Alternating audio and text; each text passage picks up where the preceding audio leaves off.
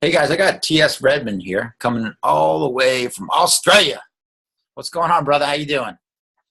Good morning. G'day from Sydney. How you going, Daryl? You're like in the future though. It's like tomorrow there, right?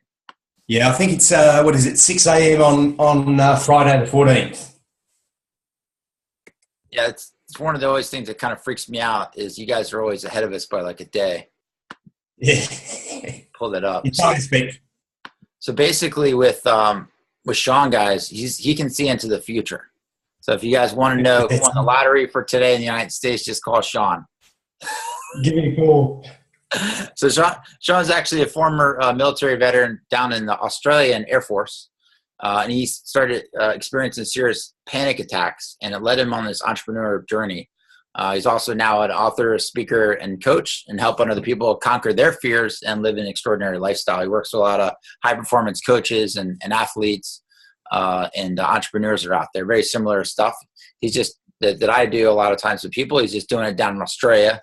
And I always love to learn, people like from Sean, as you always do as well, on how did he get that edge that he's able to get and step into his entrepreneur journey. So, Sean, how did you get started from being an airman and then getting into entrepreneurship? Because I know for myself, coming from a Marine background, I was like, hey, I want to be a hard charger in the Marine Corps, coming out of good old lieutenant school and stuff like that back in the day. And, I went into the Marine Corps route, but then I had this one day, this path that changed my way. So what happened for you that got you started down the entrepreneur road from coming out of the military?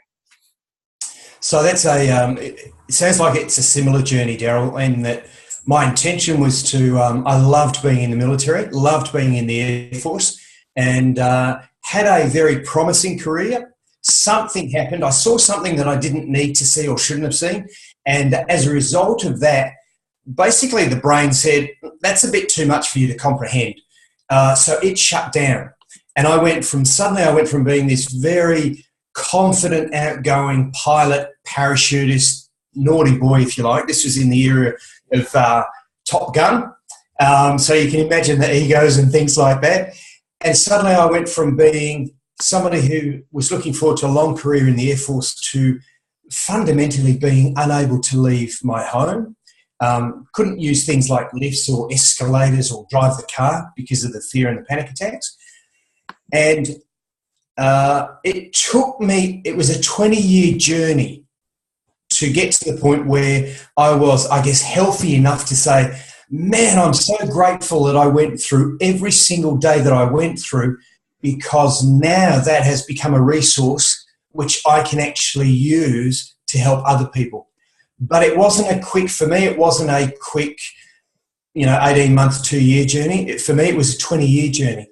And that's 20 years later, I sort of reached the point where I realised that instead of being ashamed of everything I'd been through, I actually realised that the very struggles that we often have can become the very things that differentiate us to everybody else. And the more I stepped into that and owned that space, the more I realised just how big fear actually is for everyday business people, everyday entrepreneur, everyday's speakers, coaches. Even though they may be doing it, there's still often this underlying fear underneath, often undisclosed to their closest friends, and that's the very thing that's holding them back. And it was 2007 when I made the commitment to myself that, Sean, you're either going to conquer this thing or you're actually going to give it a good go, give it a good crack, as we say in Australia. And in 2007, I had the commitment at that point not to give up. And that was the turning point. And that's when I discovered that not only could I overcome my panic attacks and my fear and depression, and I'd hit rock bottom it had been pretty low when I hit rock bottom. It had been the lowest you can imagine. So in 2007... What does a rock bottom look like for you? I mean, where were you at in life? What were you doing? What happened at that point in time for you? Were you still in the military at that point? No. Within 18 months of the first panic attack, I actually was discharged medically unfit for further service because the panic attacks were just impacting every part of my life. So I just couldn't get to work anymore. And even if I did get to work, it was highly probable that I'd have a panic attack in the office and I'd end up either back at home or in hospital. So that was the late 80s when I was discharged. Rock bottom to me looked like I was married. I ended up separating and then subsequently getting divorced. Totally understandable, and I've got a lot of empathy for both people in a relationship where one is suffering from anxiety or mental health issues. Often you don't feel that people could understand the struggles or the challenges going on mentally. So if you don't feel you've got someone to talk with, then all of a sudden your world starts to close in because you just feel isolated. And the more isolated you feel, the more withdrawn you feel. So for me, I went from I was competing in aerobatics, so the loops, the barrel rolls, I was actually competitive in that arena before the first attack. Is that from from like flying? I mean, like to help somebody who's not familiar with, I'm familiar a little bit with flying, but like you're doing barrels, you're talking about flipping upside down in airplanes and doing pretty wild stuff. I mean, we have Blue Angels here in the United States, and pretty much everybody knows what a Blue Angel is. So you were doing some pretty wild stuff out there.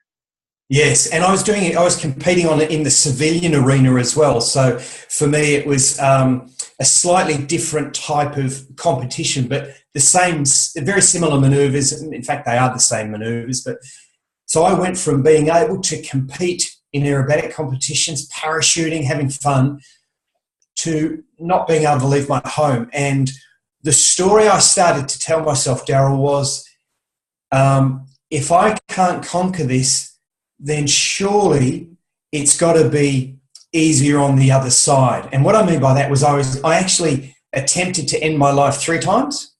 Because glad you sucked at that. Was that, sorry? Glad you sucked at that. Yeah. And I'm so grateful, The good thing about that, though, is having reached a point where I had actually convinced myself it was better on the other side, I now have incredible empathy for people who are on a similar place or in a similar place, because it does get tough and our life does change, and often we feel that there's no one we can talk to, when in fact there are people who've been through tough times and, importantly, who've stuck at it and who've come out the other side and are incredibly grateful for that journey. What happened that caused this downward spiral in the military that caused the panic attacks to begin with? Okay, so I was selected as a drill instructor. So, like we see on the movies, and from personal experience, there's a specific training course to teach people. Especially in the 80s, there was a particular course to teach people how to become that drill instructor that we used to see on TV. And for me, the course was a 13-week course, and on average, we were getting about 4 hours sleep a night. Oh, yeah. So normal every day for us. Yeah, there you go. So great training for entrepreneurs. But in week 11, there were 5 trainees left, and I just happened to walk in after a particular tough day. I walked in and my roommate had the bayonet, the knife from the end of his rifle, and he was about to take his own life. There was a note on the end of his bed, and I interjected, took care of him, and he was fine. He actually went on to have a great career in the Air Force, which is awesome. However, within a couple of hours, my brain had started to shut down, and it said, that's too much for you to actually handle at this point in time. And that was the only trigger. Wow. But what it did do was it changed the complete course of my life, and I'm grateful that it has. Wow. Yeah. Intense. Yeah. Just that one moment right there just changed everything for you at that point. Absolutely. And, often I'll tell.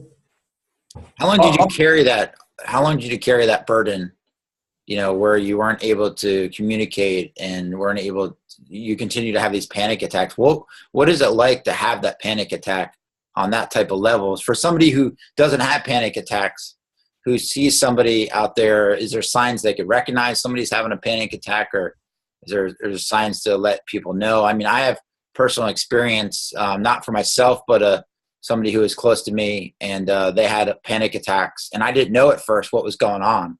And I was really concerned. I wish that there was like something I could do for that person once I actually knew they had a panic attack. It was like they were shameful for even saying that they had a panic attack. I mean, I know all too well what you're talking about from the empathetic side of things.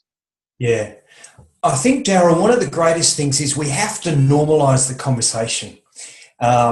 There are so many people who suffer from panic attacks and other mental health challenges, but being able to acknowledge that it is actually quite normal and it's quite common, that's the first thing. The second thing is we've got to have relationships with people where we actually, like you do so often, from a heart-to-heart perspective, we've actually got to check in and not necessarily believe the first response that somebody gives us when we say, hey, how you doing? Oh, that's always crap.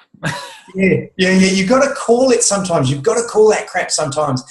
And I've had a number of coaching clients that when we start, I'll ask them, hey, how you doing? How are things? And they'll give me all the safe answers. They'll tell me all the safe stuff. And I'll respectfully wait till they've finished. And often they talk about all the stuff they're doing.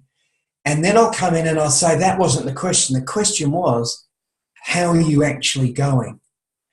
And the number of people who at that point in time have burst into tears because it's like, I'm actually not doing okay. Yeah. So partly it's being willing to connect heart to heart with other people. And also for the person that's experiencing those attacks, being able to stick their hand up to say, you know what, I'm not doing okay. And that might be the language, or they might use slightly different words, but being able to, in the best way they can, stick their hand up to say, man, it would be nice to have somebody stand next to me for a moment. But the thing that I've discovered with panic attacks and fear is that each one of us is really incredibly unique. And so what might work for one person may not work for the next person. So knowing that we've got to be adjustable, especially as coaches and people who are willing to help. We may need to adjust and adapt how we support that person. I was watching a program recently and it was called The Dogs of War, and it's all about the vets and how they're matched with dogs afterwards. And when you look, the vet was going to the shops with his wife, and as soon as they got to the shops, he said, we've got to go. And it's about understanding that often panic attacks, anxiety doesn't make sense if you're not experiencing it. And if somebody says, hey, you know what, I need a glass of water, or I need to leave the shopping centre, or we need to stop the car, it's totally okay. Absolutely okay. And if we can support the person in how they need that support right there and then we can start to look at strategies to say, okay, so today we got to the shops. What would it be like if next time we actually went down the first aisle and then we left? And helping to actually become more comfortable with those settings, those environments that might trigger the anxiety for us. So what did you do to overcome the anxiety that, magnitude? So the first thing, I think the most important thing is you've got to make the commitment to yourself, not for anybody else, not to anybody else. You've got to make the commitment to yourself to say, this is not how I want to live the rest of my life. And I'm going to take responsibility to at least try my best to conquer it. That's the first thing. The second thing is, as we often, entrepreneurs would know the phrase, the process of manifestation. Our thoughts create our feelings. Feelings lead to our actions, and actions results. Our thoughts lead to our feelings. Often a panic attack is a consequence of the stuff we've been telling ourselves up here. And so the first thing that happens when we begin to feel anxious or afraid is our breathing changes. And it goes from being a normal rhythm to shorter breaths and of a much faster pace. That can lead to hyperventilation. So the first thing I learned to do was I went to a breathwork practitioner, and she said to me, Sean, do you know how to breathe? And I said, hey, look, no hands, I'm doing it now. And she said, do you know how to breathe properly? And I said, well, if you're asking me that, I guess I don't. And then she taught me how to breathe deeply, and it's almost a meditative type of breathing. The moment you can start to control your breathing is the moment you actually start to slow down the impact of a panic attack. And so the other thing is that often we have a trigger up here that's causing the panic attack. So we can wait until we're having a panic attack to change our thoughts. Or if we know that we're going to experience one, or we're likely to experience one, let's take control of those thoughts beforehand and go on the offensive. Let's not let the body rule the mind. Let's take that mind and say, hey, I'm going to the shops, I'm going to breathe deeply through the first aisle and then come out the second aisle, and then I'm done for today. And that's a success. And it's about setting yourself targets with or with a partner if you need one. With a partner, set yourself some challenges to say, you know what, I'm not going to quit. I'm not going to quit on myself. I'm going to breathe. I'll get through this challenge and then I'll go home totally exhausted, mind you. But at least you now have a small tick to say, I took on that challenge and I did it. And I didn't quit. And then it's as we build those new muscles up again, we actually can get to a point where we look back and we think, wow, how far have I come since those days when I wasn't able to even attend the shops or I wasn't even able to drive the car? I couldn't actually get on an escalator. The thought of getting on an escalator caused terror for me. Just the fear of being trapped on those steps as they're going from one floor to the next would absolutely trigger terror for me. But what I ended up doing was I would grab somebody, a colleague, and I'd say, could you just come with me? And I'm going to hold on tight. And for that person, it made no sense that somebody who used to be a competitive aerobatic pilot and parachutist was holding on so tightly to them just to get on an escalator, but they were willing to stand next to me. And once I'd done it once, I knew that I had to get back down again, so I went back down. That was enough for day one. Come back the following week. Yeah. So breathing and focus are two of the most critical things. Commitment to ourselves and also having a support person or people around you. Yeah, I call it the WTF, right? The where's the focus? Yes. You know, where's your mind focus at, and what are you bringing in? You know, because you breathe in all the good stuff and just blow out the bad stuff, and just have really just a little meditation around that. Just what am I focused on, and getting your mind focused on the right direction, because what you focus on is what you get more of. So a lot of people will tend on a negative side of things, and they'll be freaking out, more and more. And it's this spiral down effect. Absolutely. See it all the time. All of a sudden one thing goes wrong, and then all of a sudden the rest of their day or week or year or whatever, until you just get a hold of yourself here, where's my focus at? Yes, absolutely. Yep. Yeah. So when you were going through all this, like, how long did it, for you personally, did you have to go through that till you finally got a solution? And what did you do for that? So it was a 20-year battle, and the story that I share now is that while it took me 20 years, it doesn't have to take other people 20 years, because others have gone before them. We've learned the strategies, and we've learned that you don't need to wait 20 years. So in 2007, 10 years ago this year, I went on a commercial flight, and I did the things that I knew I had to do. So I sat in my seat, like you said, got my focus right, focused on the breathing. And it's about a 4-hour flight from one side of Australia to the other. And it's the first time in 20 years that I'd actually felt comfortable on a flight. And importantly, I'd actually fallen asleep. And on descent back into Sydney, the flight attendant woke me up and said, Mr. Redmond, it's time to put your seatbelt on. We're on descent. And that was the point I knew that I'd actually conquered those panic attacks, because I hadn't been able to fly for 20 years fundamentally. And so from that point there, it was, great, what did I do? How do I articulate that to help other people? It took me about 18 months after that event to start working with people from an honest perspective, not being ashamed of the journey, not being ashamed of the battles, but saying, hey, and we were talking earlier, Daryl, about entrepreneurs and speakers, irrespective of how we might look on the outside. When we connect heart to heart with often with these entrepreneurs, we can discover that they too have these fears that impact areas of their life. And like you said, being able to work with others to say, where is your focus? What story are you telling yourself, and how's that showing up? Suddenly gives people permission to be honest and say, you know what? I'm terrified of sales. I'm terrified of marketing. I'm terrified of sharing my story. And when people can be honest and open, at that point, then they can look for an intervention that will help them move forward. No doubt. And that's just the open, honestness and being vulnerable is what it comes down to, I find, with people. And I think I learned that a while ago. And I was at an event, and it was about 4 years ago, I think now.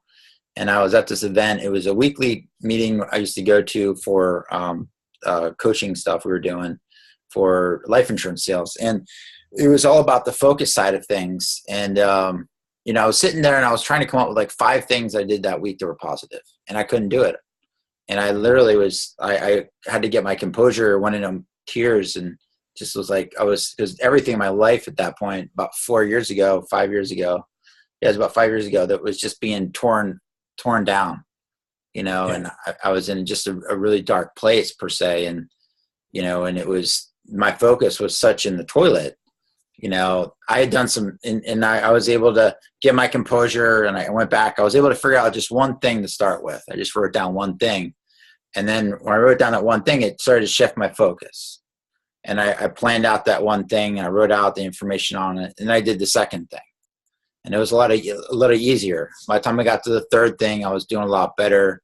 The fourth thing, the fifth thing kind of rolled off my tongue. I was able to write it all down and kind of get it out there. And it was just that small shift in focus, and doing that exercise, it really shifted things for me. And just doing that like every day, I work on that every day and think about, like, okay, what am I grateful for today? What 3 things I need to focus on for today to bring, happiness, health, and life and wealth into my life, Yeah. So those are huge, So you're at a point now where you're helping other people and coaching them on how to, keep their focus, is what you're doing now at this point. Yeah, absolutely. And in the last few days alone, there's been 3 different stories run here on Australian media, and one relates to the police. It's suicide is the single biggest cause of loss of life on duty for police officers in Australia. Wow. Yeah, higher than traffic accidents. Wow. So I've just finished writing a book with a former police officer. I saw that. That was a cool title. Yeah, thank you. Yeah, Life After the Force. And she spent 8 years unable to leave her home after she left the police force. Wow. And we sort of started connecting. Your prison sentence. Yeah, absolutely. And this is the reality. And the more we can, for me, this obviously is my passion, but the more we can actually talk about this to say, hey, how are you doing? And it's okay if you're not feeling 100%. Because often we find ourselves believing that we have to have everything structured, everything's got to be good. When in reality, you know what? We all have our battles. There's a great post on Facebook that says, be kind to people today because you have no idea of the battles that they're facing. So true. And so we're working with ex-police officers. It's a major issue in Australia. Obviously, the ex-military guys, just being a resource to say, if you want somebody to talk to who's been through the crap, who's told the lies to the people around them, because of the shame that I felt. Somebody who knows what it's like and who will call you on your BS when they need to. Get on the phone and give me a call. Get on Skype, whatever it is. And then the third group, interestingly, is, and again, we saw a story only 2 days ago, ex-athletes. Because athletes they're so well known when they're in sport, but I often draw the analogy that sport and sporting teams are really well-oiled machines, and athletes tend to pass through those machines, and at some point in the future, they're going to come out the other end. Yep. There was a major story the other day about how many athletes are absolutely lost when they finish their sporting career, because suddenly their whole identity has gone, and the recognition that they've become used to or that they've had in the past drops off. Mm-hmm. And they're left wondering, saying, where's my value? Am I just somebody used the other day, am I just a coat hanger for the gold medal? And so working with both, with the police, the military, the athletes, and everyday entrepreneurs to say, what is the one thing holding you back? And if that was to be removed, if you stop telling your story the way you are, if you change that, like you said, change that focus today, what might be different tomorrow? And being able to sort of say, hey, it's okay not to have all your stuff together. Let's just, like you did, Daryl, let's just take one step today. Let's take another step tomorrow. But today we'll focus on the step today. Let's go and celebrate that. And before you know it, if you've had a week or a month or 6 months or 12 months of just taking one step, the progress you made can be phenomenal. Yeah. Or kilometer for you guys. Yeah, that's right. Yeah, that's right. So Sean, where's the best place for people to get a hold of you and to learn more about what you're doing and how you're helping people? Yeah, just on probably on my page, which is tsredmond.com. Email address is sean@tsredmond.com. By all means, reach out, and if there's anything that I can do, if there's any way I can support a person, especially somebody that might be struggling, my hand's up. I'm here. Happy to help. And Sean, where was the low point for you on this struggle, where if you were going to sit down with yourself right now and have a conversation, what was going on in your life at that point in time? Were you sitting, like, I remember sitting on my dock and just looking out, realizing my life had just been shattered, at that point for me. I don't know where that is for you at this point. And then what would you say to yourself at that point to help pull yourself out of that rut, you would say? So this, my moment is really clear now. Obviously, like yours is on the dock, mine is really clear. 18 months after that first panic attack, the only way I could fly from Adelaide halfway across Australia to Perth on the west coast, the only way I could get to Perth in the end was to be sedated and accompanied by two medical nurses, two military nurses and a military doctor in the back of a Hercules. And that was the only way they could actually get me to Perth in order to discharge me. And I remember waiting for them to come into the room, the hospital room, and sedate me. And I was thinking, it's a pretty low day in my life. And too terrified to actually fly. And so for me, that was sort of rock bottom.